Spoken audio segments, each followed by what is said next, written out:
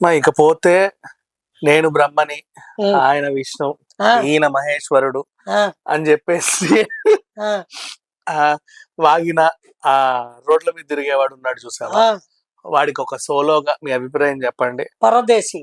ఉమ్. ఆ, దే దేశ బహిష్కరణ యోగము అంటాం మేము జ్యోతిష్య శాస్త్రంలో. ఇతర దేశాల్లో నివసించేటువంటి వాడు, ఇతర దేశాలకి వెళ్ళగలిగేటువంటి వాడు జాతకంలో దేశ బహిష్కరణ యోగము ఉన్నవాడే ఆ, వెళ్తాడు. ఉన్న ఊరిని, ఆ, కన్న తల్లిదండ్రులను వదిలి ఇతర దేశాలకి. సిగ్గు ఎగ్గులు కూడా అన్ని ఇక్కడే వదిలేసి వెళ్తారు. అన్ని ఈ ఈ దేశ మంచి మర్యాదల్ని విడిచిపెట్టి ఇతర దేశాల్లో అడుగు పెట్టాడు. ఉమ్. పెట్టి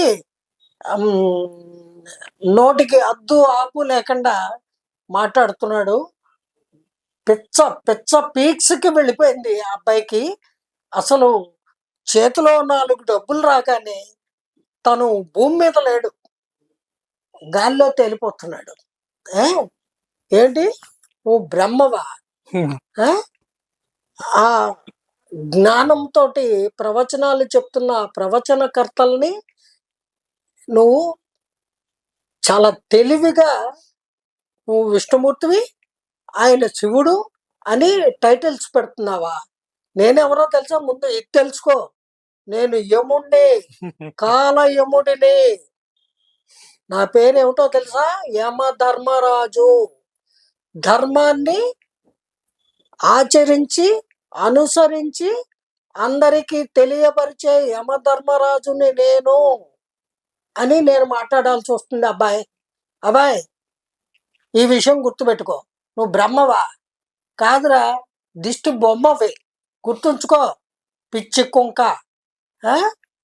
పిచ్చి ప్రేలాపనలు పేలుతున్నావేంటి? దేవుళ్ళకి పని పాట లేదా?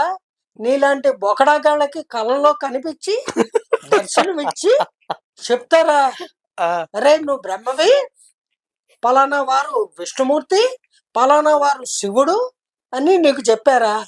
మరి ఆ కళ్ళలో కనిపించి చెప్పిన దేవుళ్ళు నా గురించి నీకు చెప్పలేదా?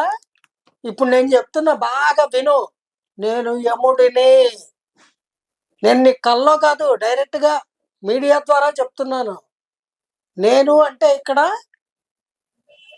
నేను అనే నేను కాదు, నాలోని పరమాత్మ ఇప్పుడు నీతో మాట్లాడుతున్నది. గుర్తుపెట్టుకో శుంఠ.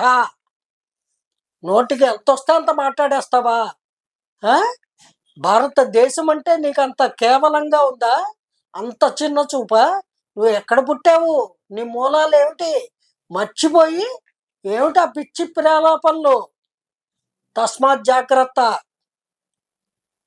ఎక్కడ ఉన్నా, ఏ దేశం ఏగినా, ఎందుకు ఆలిడినా పొగడరా నీ తల్లి భూమి భారతిని అన్నటువంటి ఈ భారతావనిలో, విశాఖ నగరంలో పుట్టి పెరిగి ఇక్కడి భారతీయులు ఇచ్చేటువంటి సొమ్ములు తినమరిగి పిచ్చి ప్రేలాపనలు పేల్తావా? విదేశాల్లో ఉంటే ఎవడు నీ జాడ పట్టలేరు అనుకుంటున్నావా? ఇండియన్ పోలీస్ అంత తక్కువ అంచనా వేయకు.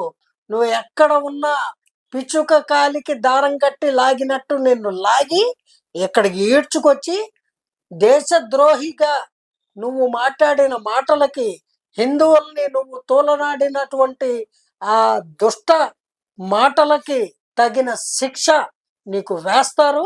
అతి త్వరలోనే జరగనుంది. తస్మాత్ జాగ్రత్త. ఈ క్షణం నుంచైనా నువ్వు వీడియోలు చేయడం మానే, పిచ్చి మాటలు మాట్లాడడం మానేసాయి. హిందువులని కానీ, హిందూ దేవతలను కానీ, హిందూ బంధువులను కానీ, హిందూ మహిళల్ని కానీ, హిందూ పురుషుల్ని కానీ, భారతీయుల్లో ఎవరినైనా సరే నువ్వు ఒక్క ముక్క మాట్లాడినా అది నీ పేకల మీదకే వస్తుందని గుర్తుపెట్టుకో. నీకు మాట్లాడడం రాదు, పెచ్చ మాటలు మాను.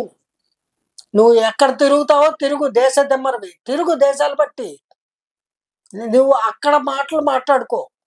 ఏ దేశం పెడితే అక్కడ ఆ మతం తీసుకొని వాళ్ళతో కలిసి అక్కడ అడ్డమైనవి తింటూ తాగుతూ చేయకూడని పనులు చేస్తూ నువ్వు తిరపాత నక్షత్రం వల్లే తిరుగుతున్నావు, తిరుగు, ఎవడూ వద్దనలేదు, నీ స్వేచ్ఛ నీది. కానీ భారతదేశం జోలికొచ్చిన, భారతీయుల జోలికొచ్చిన, హిందువుల గురించి ఒక్క తప్పు మాట మాట్లాడినా వదిలిపెట్టరా వెర్రినైనా, జాగ్రత్త, నువ్వు జాగ్రత్తగా మసలుకో. ఆ? డబ్బు చాలా మంది దగ్గర ఉంటుంది, ముష్టి వాళ్ళ దగ్గర ఉంటుంది, కష్టపడే వాళ్ళ దగ్గర ఉంటుంది, జన్మతః ఆస్తిపరుల దగ్గర ఉంటుంది, దొంగల దగ్గర ఉంటది, దొంగల దగ్గర ఉంటుంది, దుష్టుల దగ్గర ఉంటుంది, దుర్మార్గుల దగ్గర ఉంటుంది. అది గొప్ప విషయం కాదు. కానీ భారతీయత, రత్నగర్భ భారతదేశం, అది ఎన్నో జన్మల పుణ్యం చేసుకుంటే గాని ఈ గడ్డ మీద జన్మ ఎత్తడం జరగదు.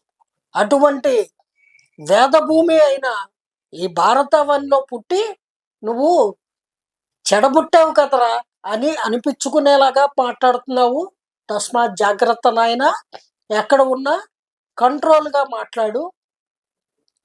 అంతేగాని నీ ఇష్టం వచ్చినట్టు, నా ఇష్టం నాది అంటే ఊరుకోరు. గుర్తుంచుకో, కంట్రోల్గా బిహేవ్ చేయి, కంట్రోల్గా మాట్లాడు. జై గురుదేవ.